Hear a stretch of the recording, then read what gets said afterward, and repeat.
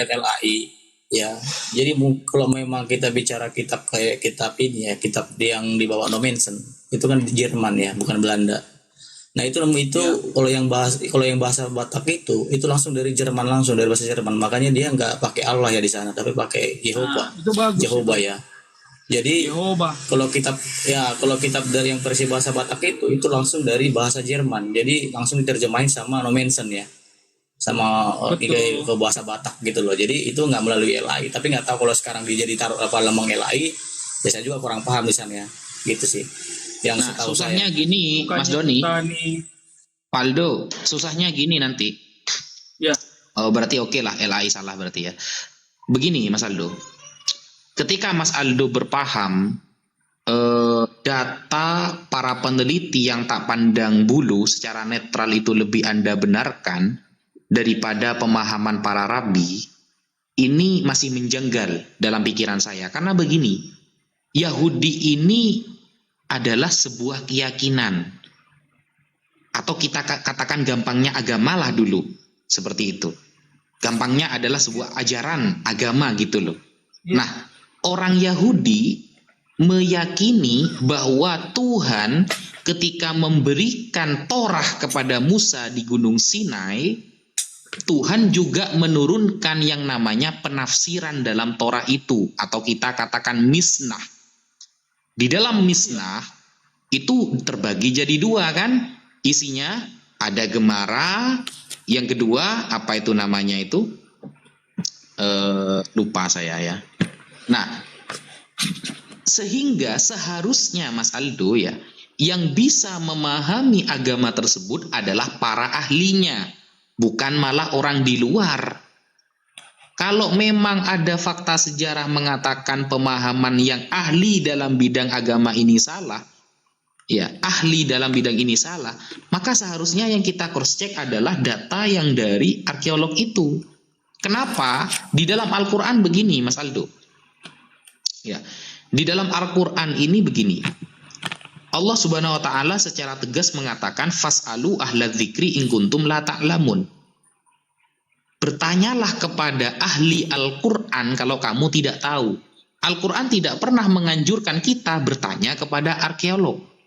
Kenapa? Karena yang berhak memahami sebuah agama adalah orang yang ahli dalam agama tersebut. Seharusnya memahami konsep Yahudi adalah kepada para kiainya, para ulamanya. Siapa? Para rabi, ruhbanul Yahud, kata Al-Quran. Memahami ajaran Kristen seharusnya kepada para ulamanya. Siapa? Yaitu para pendeta. Bukan malah merujuk kepada arkeolog. Ini yang bikin saya janggal pemahaman Mas Aldo ini sebenarnya. Gini Cak Wafi. Jadi mungkin teman-teman banyak yang nggak tahu ya Aldo. Jadi Aldo ini satu tadi dari aliran Kristen Assyria ya. Dia juga punya pandangan yang mungkin berbeda dengan teman-teman Kristen pada umumnya. Dia lebih berpatok pada hal-hal yang bersifat empiris, entah itu saintis, entah itu arkeolog. Jadi dia juga punya pandangan, misalnya kitab Bereshit ya, Genesis atau Kejadian, itu kalau menurut dia, karena itu tidak sejalan dengan empirisme, dengan sains, itu jatuhnya itu adalah fiksi. Tapi kenapa kok masih dipakai di situ? Jadi lebih pada pesan moralnya. Jadi termasuk penciptaan semesta, termasuk tentang adanya Adam dan Hawa sampai Nuh dan sebagainya. Itu jadi teman-teman harus paham dulu dengan paradigma Sam Aldo ini. Jadi nggak meraba-raba lagi gitu.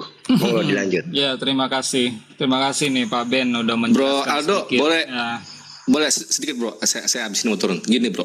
Tadi kan dibilang itu kalau orang-orang Kristen itu tidak kenal kata Allah, gitu ya? Gitu kan? Orang tadi bilang gitu. Awal ya. Iya, awal ya. Iya, enggak, oke, sebelum Islam. Sebelum kenal, Islam ya? sudah kenal, karena kan banyak yang di Arab. Nah, di Arab itu sudah ada penyembahan terhadap sosok bernama Allah ini. Oke, berarti yang disembah itu kan nggak ada di nama Tuhannya, itu kan tidak ada di kitab suci, gitu kan? Betul.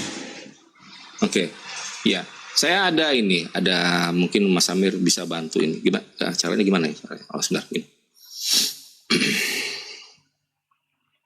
Mas Amir bisa taruh di layar sebentar, habis ini saya ngalam. Mas Amir. Pak Amir udah tidur. Hah? Pak Amir udah tidur. Ngoroknya Ya udah nggak apa-apa lah. Nanti silakan cek sendiri ya. Nanti ini. Ini dari seorang bernama Ahmad Al-Jalat ya. Bentar, segitu dulu. Ditukar dulu Mas Amir, tukar dulu sama saya. Sedikit. Mana Mas Amir? Sama Pak Kingpin dulu, tolong diarahkan Pak ke Amir, beliau. monitor Pak Amir. Ya, sudah. Ya. Ini inskripsinya gitu kan. Ini apa? Ya. Ketika sudah ditaruh gitu kan. Dan ini adalah orang-orang dari yang menggunakan bahasa Sapaitik gitu ya. Ini Sapaitik ya. Oke. Epigrafi. Oke, ya. Di sini tuh ada diterjemahkan menjadi, ini saya blok aja tuh. Ya. Oke. Allah ya. Itu ya. Ya. Dari berdasarkan yang dari sini tadi tuh. Nama itu kode itunya tuh 11 KRS 1131. Yang orangnya juga tuh sama di sini juga tuh. Jadi mereka juga kenal Yesus tuh sini. The divine name gitu kan. Ain Sinia. Jadi ini ya, saya angkat dulu ya, supaya gampang ya. Ini orang sama nih. Itu ya, the pre-Islamic divine name Ain Sinia and the background of the Quranic Jesus.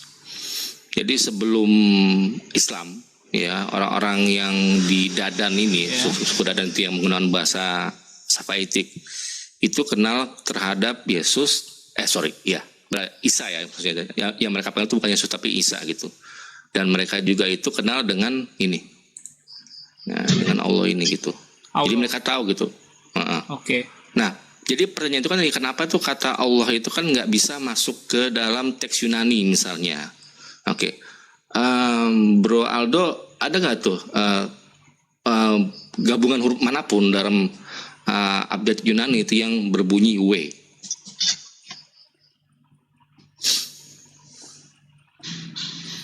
Jadi Allah itu bisa nggak dibunyikan? Bisa nggak dibunyikan Allah itu?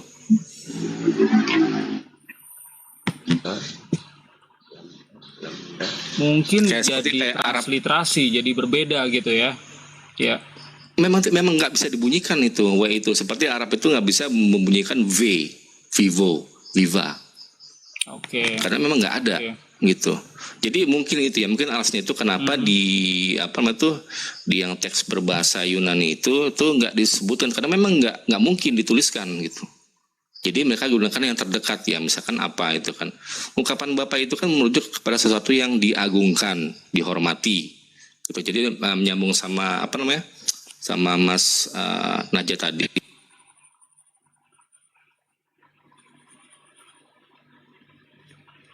Tuh kena mute. Halo. Gak ada suaranya. Putus ya. Kingpin. Sorry. Lihat balik. Ini saya mau matiin ini tadi, matiin kamera malah. Bentar. Matiin kamera. Ini sosok yang sama, cuma kebetulan ya penggambaran di Bible itu tidak sama dengan penggambaran di Al-Qur'an. Terus kalau masalah itu, masalah pembunyian ya, fonologinya itu memang nggak impossible gitu dibunyikan gitu. Jadi saya tuh berpendapat itu gini, tokoh yang sama dikisahkan berbeda, dipahami juga berbeda. Cuman ya seperti itulah, seperti kan ya kenapa cuma Kristen di Indonesia gitu ya nggak mau menyamakan gitu. Di luar itu kayaknya tuh fine aja gitu, tapi mereka tetap berpegang pada dari sumber kitab sucinya masing-masing gitu. Kalaupun nanti mana yang lebih akurat secara kesejarah itu kan bisa diuji kan gitu kan. Misalnya itu kan lahirnya kapan? Iya. Akhirnya kapan coba? Kalau di Al-Quran kan nggak disebutkan tuh tanggal apa gitu, nggak disebutkan gitu. Tapi di Bible kan disebutkan gitu. Misalkan di Matius di masanya Herodes, di Lukas di waktu sensus Kirenius, itu kan ada jeda waktu 10 tahun. Kalau Herodes Agung itu kan wafatnya itu kan 4 sebelum Masehi. Sensus Kirenius terjadinya itu 6 Masehi. Jadi ya mana yang lebih akurat gitu. Oke, silakan. Thank you. Ya, ini tadi data yang bagus ya. Ada Kristen sebelum Islam juga terkait sama Allah. Nah, LAI ya, pada saat banyak yang mengkritik gitu. Kenapa mencantumkan Allah? Karena mereka tuh berpatokan kepada Kristen Arab ya, yang sebelum Islam sudah menyembah sosok Allah ini. Well, oke, kalau mereka emang mau berpatokan kepada Kristen Arab, itu silakan.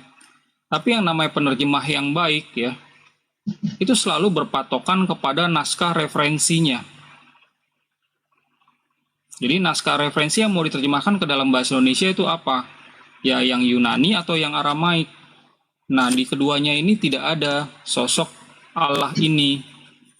Gitu. Jadi kalau dia berpikir LAI ini mau mempertahankan Allah karena Kristen Arab menyembah Allah, itu menurut saya sudah cacat logika. Ya, kalau Kristen Arab itu menyembah Zeus gimana? Kalau Kristen Arab menyembah Hubal gimana?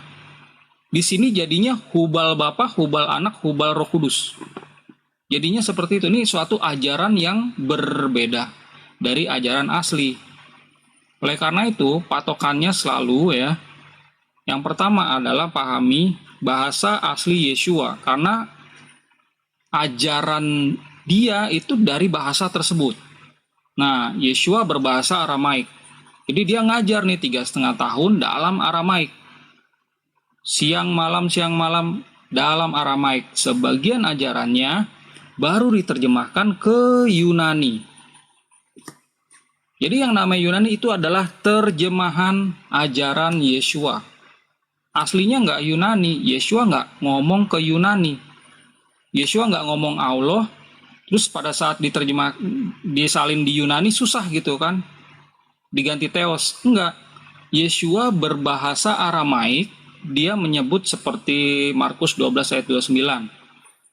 Shema Israel, Maria Allahan, Maria Kathu. Ya, nggak ada Allah di situ. Yang ada adalah Maria Allahan. Nah, pada saat diterjemahkan ke Yunani, ya, memang ada yang namanya terjemahan itu tidak ada yang sempurna. Tapi tetap aja, ya, pada saat diterjemahkan, yang berbeda itu nama si Maria atau apa Yehova ini diganti aja gitu, jadi kurios. Dan ini tidak ada sangkut pautnya sama sosok Allah juga gitu. Jadi mau bagaimanapun ya, di dalam kitab suci umat Kristen tidak ada nih sosok Allah, baru muncul belakangan. Di Alkitab Arab itu di abad 8 atau abad 9 itu baru muncul. Abad 9, 867. Betul. Abad 9, terima kasih. Ya. Nah, ini nggak dipakai sebagai sandaran. Nggak dipakai sebagai sandaran. Oke, sekarang saya jawab ya pertanyaan Bapak tadi, Pak Ustadz yang nanya kenapa nggak berpatokan kepada rabi, kepada pendeta, karena ini yang memiliki kitabnya gitu kan. Kenapa berpatokan kepada akademisi? Kata kuncinya adalah kompetensi, Pak. Ya, kompetensi. Nah, rabi, uskup, pendeta, ya, itu nggak punya kompetensi sejarah. Kalau mereka mau bicara sejarah, mereka harus belajar dari yang punya kompetensi ini, sejarawan, ya dari kampus manapun, ya. Contohnya ini buku. Kan pendeta ya, punya Roh Kudus, Bang Aldo. Ahli sejarawan kan tidak punya Roh Kudus. Itu udah klaim itu namanya. Nggak ada hubungannya Mas Naja masalah-masalah Roh Kudus ke masalah sejarah itu. Enggak, karena Kristen sering mengatakan kalau tidak punya Roh Kudus gitu tidak akan pernah paham namanya Bible. Ya sampai jangan mancing-mancing, itu aja saya bilang. Loh, sama juga tadi saya bukan mancing-mancing. Kata teman-teman Kristen juga seolah-olah itu makanya kenapa ya? Belanda. Jadi nggak semua di Indonesia bukan gitu Mas Doni. Gini loh. Gini Mas Doni, ketika umat Islam memahami Bible kan selalu disalahkan sama teman-teman Kristen. Alasannya itu karena ada Roh Kudus. Meskipun Islam menjelaskan secara sejarah begini begitu, tetap akan disalahkan sama Kristen. Kenapa? Coba Tidak saya punya tanya, Roh sejarah Kudus. sejarah yang mana yang ada di umat Muslim sendiri, sejarah apa coba? Coba kasih tahu saya sejarah mana? Ada nggak tertulis di situ Sebelum kapan dan segala melebar, macam? saya coba selesaikan Santai. dulu. Nah, Ya, jadi coba saya sampai ini masing-masing masalahnya. Kembali ke Oh, topik, kembali ke sih. topik. Kembali ke topik. Ya. Bener gak saya Mas Ben? ini- Kristen sering bilang gitu Mas Ben. Iya, kalau Ya. debat kayak gitu biasanya. Iya, kamu tidak punya Roh Kudus, kamu tidak Jadi- mungkin paham kamu gitu. Jadi kalau ada orang Salah- Kristen nggak lalu usah- pindah nggak ke usah langsung Islam, menilai berarti Roh orang. Kudusnya sudah. Sampai terlalu pintar menilai orang, nggak pintar menilai diri sendiri, udah. Loh, Nggak punya Roh ini Kudus, nggak punya Roh pengalaman loh, pengalaman Iya, itu nggak usah, adalah sampai fakta pengalamanmu sejarah jangan kau terbaik masukin ke gitu aku. loh. Pengalamanmu jangan kau masukin ke aku dah. Ya, Kau mancing-mancing Udah back aja. to topik, back to topik. Udah back to topik. back to topic ya, kembali ke laptop ya. Jadi kalau ada perbedaan nih ya tentang topik sejarah antara pendapat akademisi, sejarawan dan rabi-rabi, saya berpegang kepada sejarawan karena mereka lah yang memiliki kompetensi. Nah, ini ada buku bagus ya. Kebetulan yang menulis adalah rabi dan juga sejarawan. Judulnya adalah Understanding Genesis Through Rabbinic Tradition and Modern Scholarship. Ya, ditulis oleh Dr. Nahum Sarna. Ini bukunya ada di di Amazon.com. Saudara-saudara bisa beli gitu. Nah, ini bukunya tebel ya, karena membahas dari dua sisi nih. Kitab Kejadian dari dua sisi. Dari sisi ajaran teologi ya, dan dari sisi data arkeologi. Gitu loh. Nah, mana yang benar? Yang benar ya data arkeologi. Kenapa? Udah. Karena ajaran ini rabi-rabi manapun, tafsiran rabi-rabi manapun tidak bisa dipakai untuk membantah data riset. Itu Oh, tetap kuncinya. Mas Aldo, tetap kalah sama Roh Kudus Mas Aldo. Ya, itu lain isu lah ya. Coba dijelaskan Jadi, tuh ini- isinya apa tuh? Dibuka, menarik ini kelihatannya isinya. Ini isinya adalah penjelasan nih, fokus kepada kejadian 1 sampai kejadian 11 ya. Masalah penciptaan berarti ya. Betul, penciptaan alam semesta, penciptaan manusia, manusia jatuh dalam dosa, ya, Bahtera Nuh, ya, sampai Menara Babel. Nah, di sini ada ya, tuh chapter-chapternya. Tapi Mas Aldo, ini saya kalau bawa buku kayak gitu Mas Aldo, ya, saya kalau bawa buku kayak punya Mas Aldo itu, ketika diskusi sama Kristen, mereka akan bertanya gini, buku itu ada di abad keberapa? Lebih dulu Bible, jadi gak usah dipakai. Biasanya dimentahkan gitu mereka. Oh, itu sebenarnya argumen yang sudah cacat logika. Ya, sekali lagi seharusnya ya. gitu. Yang namanya cacat logika itu ada beberapa kategori ya, salah satunya adalah ignorance ya, dia pura-pura atau mengabaikan bukti data gitu karena dia nggak bisa membantah bukti-bukti yang ada di buku ini, makanya dia lari seakan-akan buku yang lebih lama itu lebih benar daripada buku baru, tergantung isinya gitu. Betul. Ya, data isinya ditulis oleh orang yang punya kompetensi atau tidak gitu. Ya, itu datanya bisa dipertanggungjawabkan atau tidak secara akademisi ya. Intinya sih buktinya harus jelas gitu loh Mas Aldo. Jangan kayak dicocok-cocokin aja, paksakan gitu loh. Sampai dari Nabi Adam juga dipaksakan. Udah beragama ini gitu. Bentar, Beragama ini ini biar muncul kemarin dijelasin gitu isinya loh. sama Aldo. Doni, Jangan sekarang. dulu. Silakan. Roh Kudusnya pakai lah Doni. Aku juga pakai, santai bos. Aku cuma bilang aja gitu loh. Jadi memang sebenarnya harus ada buktinya, jangan sampai cocok-cocokin gitu loh. Iyalah. Jadi sampai dari Nabi Adam pun dipaksakan sudah beragama tertentu. Padahal kan agamanya baru kemarin sore kan gitu ya. Ibarat Nah kan, itu kan Mas Doni ya, Mas Aldo ya, terbukti kan ya, agama baru kemarin sore. Padahal kalau memang fakta sejarahnya lebih benar yang muda, maka cacat logika Mas Doni ya kan, baru saya ngomong. Terbukti bukan sekarang kan. logika bos, maksud aku itu. Jadi jangan dipaksakan, dicocok-cocokin. Udah, jangan keluar topik Nabi ini, Adam kelar ini. kapan ada Keburu malam. ya. Udah diam. Itu loh Mute, maksudnya. Jadi Lanjut. harus ada Lanjut, buktinya gitu loh. Buktinya apa coba? Coba kasih tahu buktinya apa? Aduh, Kan nggak ada, nanti hanya- aja topiknya dibuka lain. Nanti topiknya dibuka lain. Lanjut Sam. Oh, oke bang, lanjut.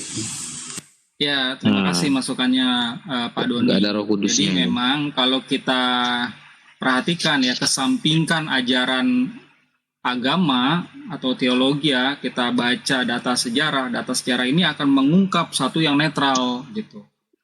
Nah, ternyata memang datanya seperti ini. Kalau sesembahan bangsa Israel itu diadopsi nih dari tanah Kanaan, baik itu El maupun Yahweh ini, Yehova ini gitu.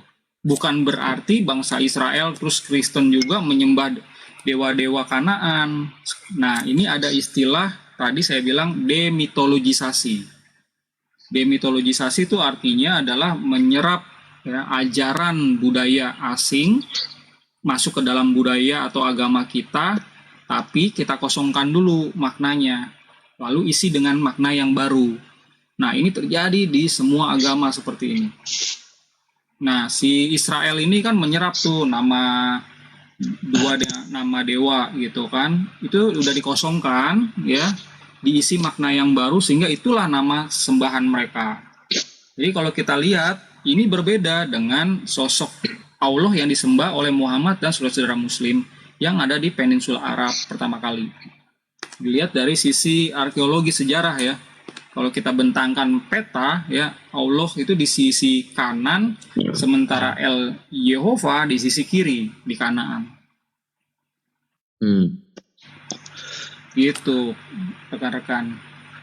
Tapi repot, Paldo. Saya diskusi sama Kristen. Kalau dengan penciptaan gimana tuh? Kalau yang penciptaan itu tuh, menurut buku itu tuh. Penciptaan. Jadi kisah penciptaan itu kan ada di Kejadian 1 ya, penciptaan alam semesta. Nah, jadi dulu bangsa Israel begitu keluar dari Mesir, ini kan agama yang baru, masyarakat yang baru. Nah, tetua mereka, pemimpin mereka tidak ingin masyarakat ini mengadopsi ajaran dari budaya-budaya yang lain yang memiliki kisah penciptaannya masing-masing gitu. Karena kisah penciptaan ini terhubung sama dewa-dewi. Gitu kan? Mereka ini kan punya sembahannya sendiri gitu. Jadi pada saat mereka keluar, mereka buat ini.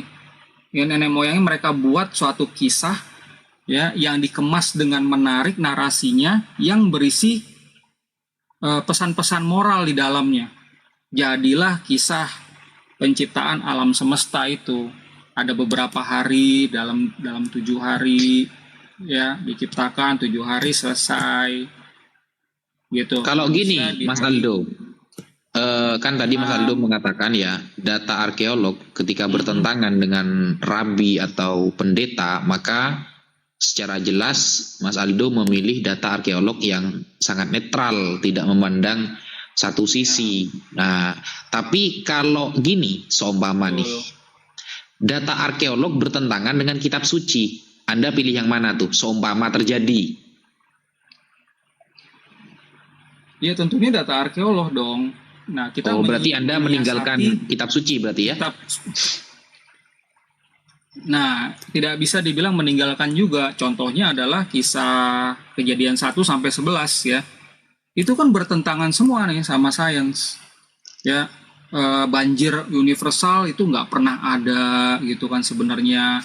Terus kisah Menara Babel, bahasa yang darinya bahasa di Babel terus terpecah belah gitu kan menjadi berbagai bahasa sehingga membuat orang terpecah gitu kan dari Babel menuju ke berbagai penjuru bumi. Itu sebenarnya kisah nggak ada. Nah, kita memahaminya ya sesuai arahan dari si ini juga nih, Nahum Sarna ini, memahaminya sebagai kisah alegori gitu. Sama kayak nenek moyang bangsa Indonesia Nusantara. Malin Kundang ada, cerita Roro Jonggrang ada, kisah Danau Toba ada. Itu nggak boleh dibuang. Itu walaupun nggak ada sosok-sosok itu semua sebenarnya adalah sosok fiktif, tapi cerita itu bermuatan pesan-pesan positif yang bagus untuk diterima generasi kita ini gitu. Nah, Jadi kalau itu seumpama ada. Aldo, Jadi kayak gini jadi udah Jadi yang dimaksudkan Aldo bahasanya di kitab suci, khususnya tadi dia merujuk tentang Genesis ya yang ada di Bible, seperti penciptaan, mulai dari penciptaan semesta itu ternyata bertentangan dengan sains, termasuk penciptaan Adam itu bertentangan dengan sains, termasuk tentang Nuh, tentang banjir yang universal, itu memang ternyata ada bukti-bukti sejarah nggak ada. Itu memang ini dari perspektif Aldo ya. Itu sesuatu yang fiktif, tapi kenapa harus dipertahankan di kitab suci? Lebih Bukan pada fiktif. pesan moralnya. Bukan pesan fiktif, pesan Mas Ben. fiksi. Fiksi. Iya. Fiksi. Kalau Ya, tapi jadi lebih pada pesan moralnya yang kenapa harus dipertahankan? Seperti ketika kita melihat kisah Maling Kundang, ketika kita melihat kisah tentang Sangkuriang dan sebagainya, itu kan fiksi semua. Tapi kenapa harus dipertahankan di kitab suci? Tapi lebih Kalau pada Maling- pesan moralnya. kalau Maling itu yang Kundang harus itu- teman-teman pahami perspektifnya. Kalau Malin Kundang itu Fiksi ya? fiktif, itu bukan fiksi lagi. Tapi kalau kitab suci itu kita katakan, jadi gini Mas Aldo, ketika Mas Aldo lebih percaya kepada data arkeolog ya, seumpama ada pertentangan antara kitab suci dan data arkeolog, ternyata Mas Aldo memilih arkeolog karena alasan tidak sama dengan sains lah atau apa, lalu Anda lebih membenarkan arkeolog daripada kitab suci, ini saya kurang setuju. Meskipun saya bukan orang Kristen ya, saya kurang setuju. Kenapa? Begini. Ntar flu ini.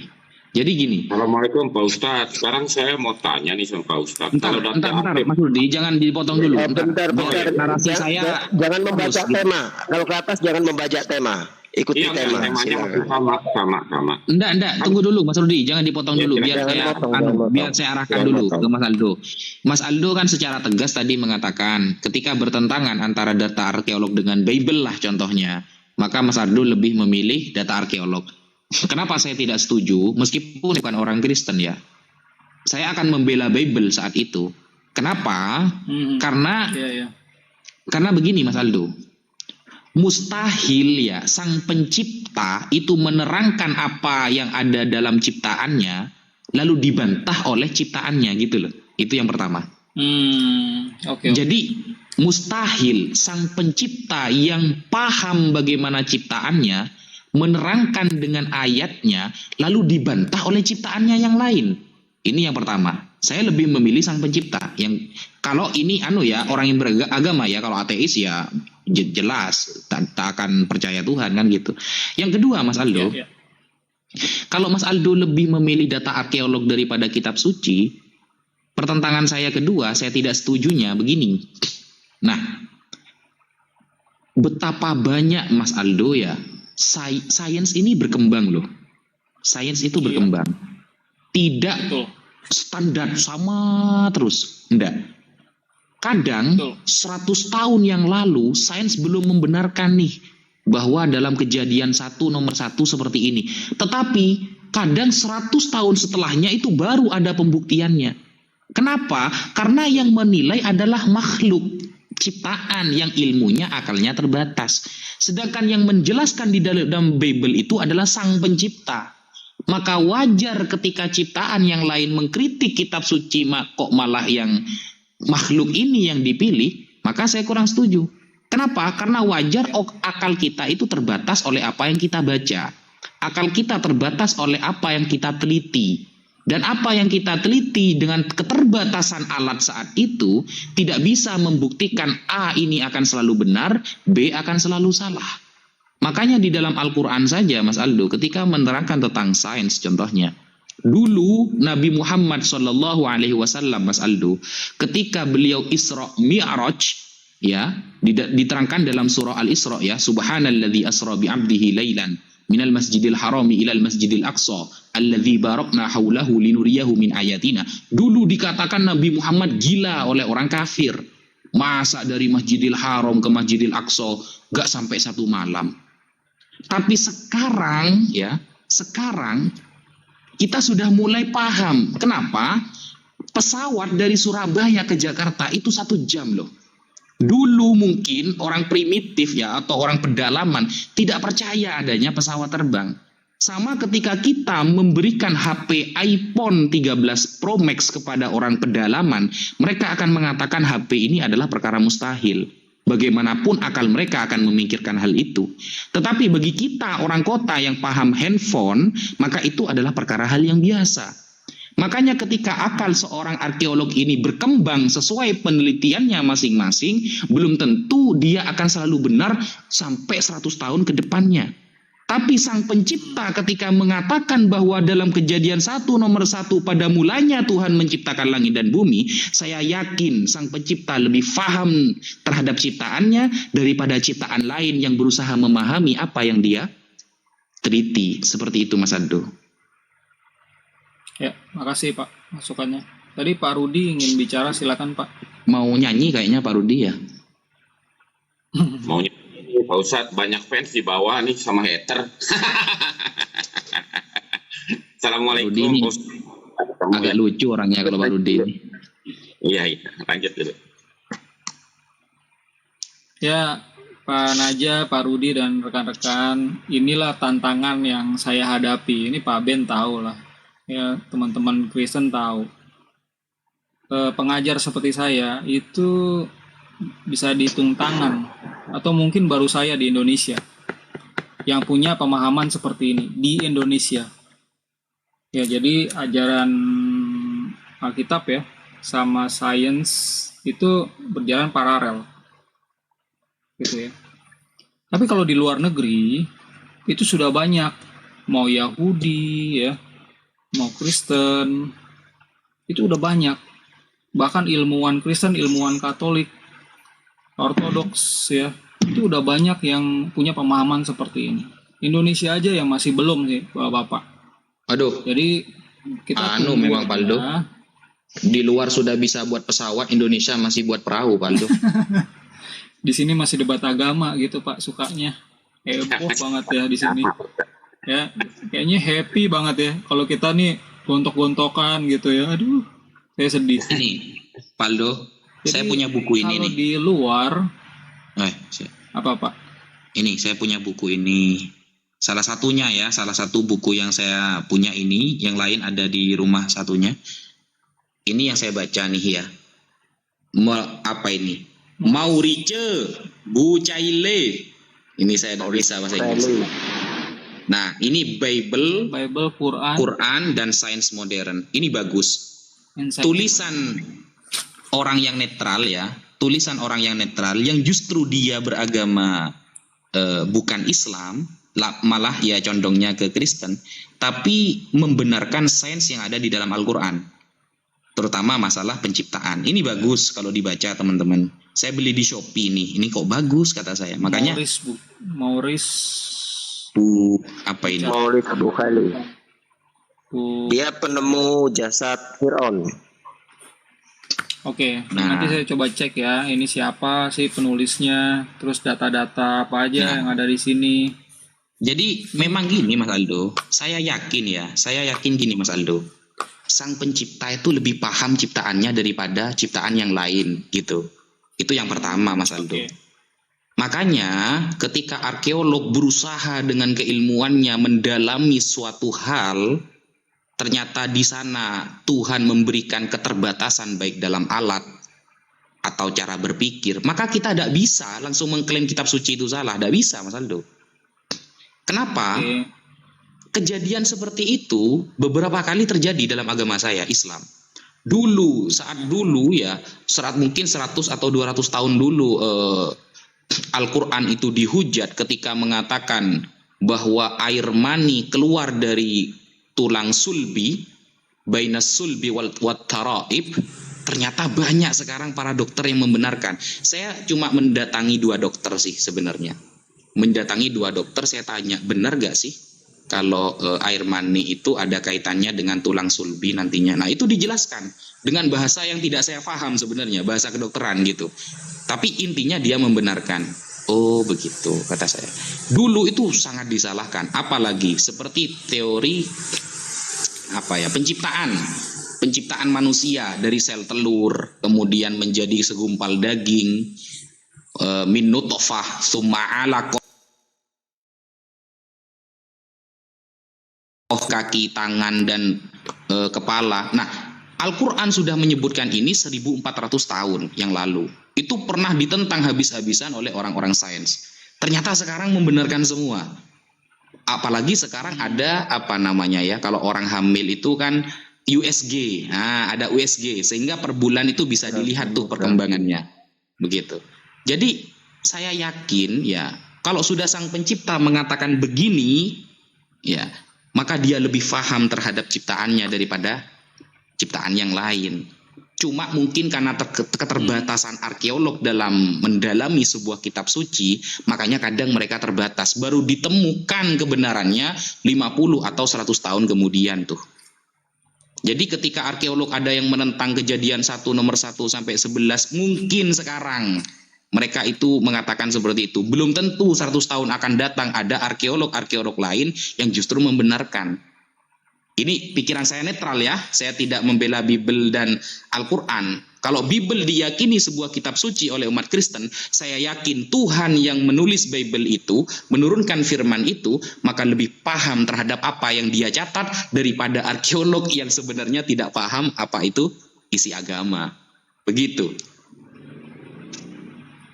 Oke, makasih Pak pandangannya. Jadi di Indonesia sekali lagi emang tantangan besar sih ya buat saya untuk share ajaran ini gitu. Kenapa? Karena emang banyak yang menentang, masih banyak yang berjalan ya, percaya kepada kitab suci. Kalau ditanya apa buktinya gitu. Penciptaan alam semesta itu yang benar di kitab suci, di kitab Bereshit ini. Lalu jawabannya ya karena tertulis di kitab suci. Terus apa buktinya? Ya karena tertulis di kitab suci. Nah, diskusi seperti ini masuk ke dalam cacat logika gitu. Kenapa? Ini circular reason namanya. Jadi balik lagi ke kitab suci, balik lagi ke kitab suci. Tapi gini Mas Aldo, Harusnya jadi adalah sedikit saya potong sedikit. Bentar, Boleh nggak? Bentar. Jadi tadi kalau bicara logika tadi. Aja. Oke, silakan. Ya, kalau nggak apa-apa kalau misalnya masih meyakini gitu ya apa yang tertulis di dalam Alkitab ini sebagai kisah historis, toh sebenarnya ya inti dari ajaran Kristen itu adalah kasih. Intinya itu. Nah, ini sebenarnya sebagai tambahan pengetahuan. Karena apa? Karena memang riset itu berkembang dengan pesat.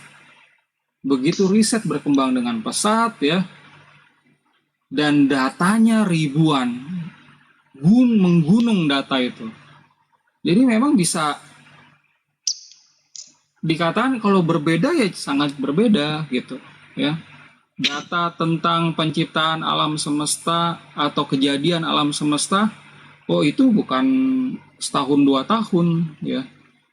Tentang reinkarnasi lah dulu ya. Itu sudah ada data risetnya ya.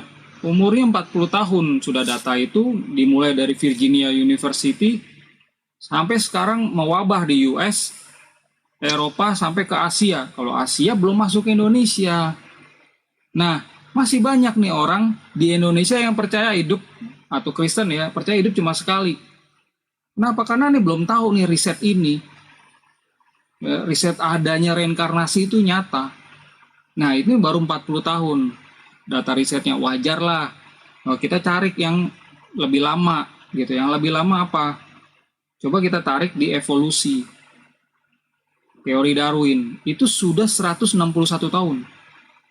161 tahun aja kekristenan di Indonesia mayoritas masih meyakini manusia dari tanah. Padahal Katolik di luar negeri itu udah banyak. Ya, yang tahu karena pausnya sendiri, pemimpinnya sendiri. Ya, kepala rohaniawannya sendiri sudah tahu, sudah ngajarin evolusi Big Bang jangan dibantah. Itu sesuai dengan iman Katolik. Begitu juga Ortodok Timur. Itu ada rohaniawannya bernama Romo Kalistos Ware. Jadi udah banyak yang meyakini di luar. Itu teori evolusi. Lalu ini kan masih belum banyak yang yang meyakini. Padahal sudah 161 tahun. Nah, kita tarik lagi yang lebih lama apa? Contohnya adalah riset Galileo Galilei yang menyatakan heliosentris yang benar, bumi yang mengelilingi matahari. Tapi kalau di Alkitab ya, dari dulu tuh ditulis Alkitab ya sampai zamannya Galileo Galilei, gereja meyakini matahari yang keliling bumi. Ya, nah gereja perlu 350 tahun untuk minta maaf nih kepada Galileo Galilei karena dia dikucilkan ya dari jemaat Katolik. Dan itu pun ya masih ada aliran Kristen yang meyakini bumi itu datar, bumi itu dikelilingi matahari, masih ada. Jadi emang tertinggal sekali nih di Indonesia ini gitu. Nah, ya hal-hal yang lain juga demikian. Berpatokan kepada data riset yang sudah lama sekalipun ya itu tidak menjamin kalau umat Kristen yang dikasih tahu langsung percaya, nggak menjamin gitu. Makanya perlu edukasi yang intens ya, yang lama, yang seperti ini ya. Kalau saya share seperti ini banyak yang dengerin gitu, dan kalau akhirnya ngeresep gitu ya, akhirnya nggak sadar sendiri. Tapi emang perlu lama edukasi ini gitu, nggak sekali dua kali.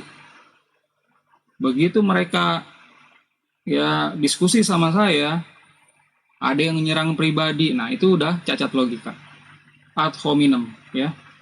Terus ada yang strawman juga ya, menyerang misalnya, wah nih aliran saya belum ada status hukum yang jelas di Indonesia. Jadi seakan-akan menggiring opini kalau aliran saya tidak ada status yang jelas, ajaran saya sudah pasti salah.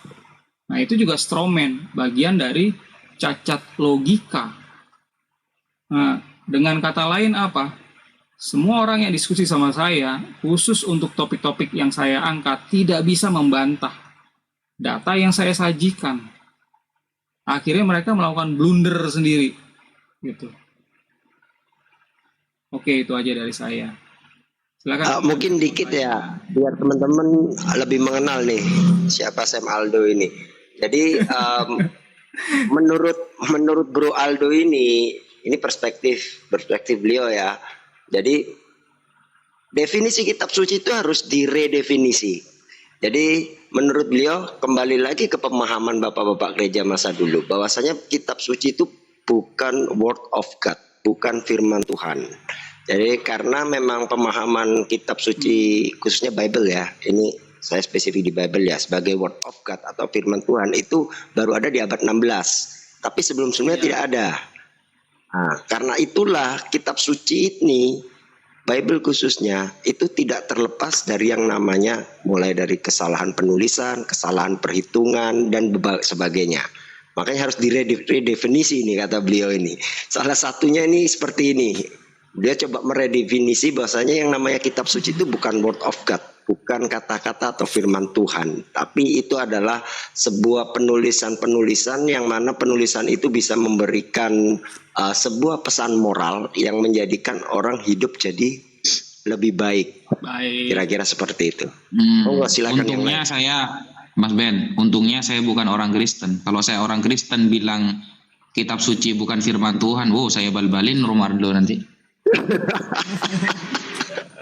Jadi gini Mas Aldo, dicampur jadi dengan sejarah gitu. Kalau semuanya kita hanya semua mengandalkan logika, menurut saya itu nggak bisa terima juga Mas Aldo. Contoh lah kayak bahasanya Musa dengan tongkat aja logikanya nggak masuk Pak, bisa ngebelah laut ya. Dan itu bukti sejarahnya ada, Firaun ada di sana ya. Jadi kalau semua kita hanya mengandalkan logika kita yang terbatas ini untuk menyelami bagaimana kerja Tuhan ya, bahwasanya menjadikan alam semesta semua ini, itu menurut saya nggak cukup ya, nggak mampu kitanya. Jadi kalau semua harus bahwasanya semua harus ada pembuktian semua dengan yang real ya, bahwasanya dengan bukti sejarah emang harus ada. Kalau nggak itu bahwasanya kita jadi nggak percaya. Dan menurut saya itu ini ya kurang terima ya kalau di kami sendiri ya. Itu sih. Jadi nggak bisa semua dipakai logika semua, itu aja sih dari saya. Jadi tadi ini juga dengan Pak Najat tadi. Bentar Mas Aldo. Bentar. Sedikit Mas Aldo. karena saya orang Islam, Mas Aldo bilang Bible bukan firman Tuhan, saya setuju gitu. Lanjut. Ya, ya. Oh enggak, Ya, jadi Bang Aldo nggak bilang itu Alkitab nggak firman Tuhan, Pak Ustadz. Dia bilang firman Tuhan. Sinaja aja yang Jelas, menyebutkan. dicampur aja Biasa, dengan udah. sejarah. Udah capek aku Jangan masuk di-framing ke Sinaja. sana, Pak Ustadz. Udah fokus Tidak fokus ada fokus. Pak Aldo bilang begitu. Kan saya dari awal di Udah, sini fokus. sebelum Pak Ustadz naik juga. Silakan. Iya Bang fokus Aldo. fokus. Silakan. lupa nih mau ngomong apa. Tadi Itu, ngomong logika, Pak. bahwa Masalah kitab logika, suci Pak. itu- Masalah logika. Kitab Masalah suci logika itu dulu yang bukan dibahas ini. firman Tuhan. Kitab suci Enggak, bukan maksudnya firman Tuhan. Ayo bukan coba itu, Mas. dilogikakan, Yang Mas saya Aldo. pertanyakan tadi itu logikanya itu seperti apa gitu loh. Jadi kan nggak bisa kan kita harus semua mengandalkan logika ini gitu loh. Ada yang beberapa bagian yang nggak bisa kita logikakan gitu Oh, loh. Di luar nalar. Betul. Jadi gini rekan-rekan, itu benar ya. Jadi isi Alkitab itu ya itu sebenarnya buku moral, bukan buku sains ya. Kalau kita mau belajar sains ya kita sekolah gitu kan, kita kuliah, ambil MIPA, ambil kedokteran dan lain-lain. Pantes Kalau kita mau- bertentangan dengan sains. Kalau kita mau jadi orang baik ya kita pilih agama. Agama banyak, pilih Kristen. Nah, Kristen ada banyak alirannya, pilih aliran A, B, C gitu. Jadilah kita belajar kitab suci. Nah, jadi kitab suci ini dipakai untuk kita ini menjadi orang yang lebih baik. Tadi udah dijelasin sama Pak Ben. Cuma ya gini, hubungannya sama sains yang terbatas ya. Karena sains ini terbatas, hal-hal yang belum disingkap sama sains itulah perlu iman. Nah, di dalam pengajaran umat Kristen, iman atau emunah itu artinya emang percaya tanpa data, percaya tanpa bukti. Dia percaya dulu. Ya, masa depan itu seperti apa? Oh, Yeshua- imani saja. Yeshua akan datang. Ya, Yeshua akan datang. Hidup kita akan lebih baik. Ya, kita akan masuk surga. Kita akan ditolong Tuhan.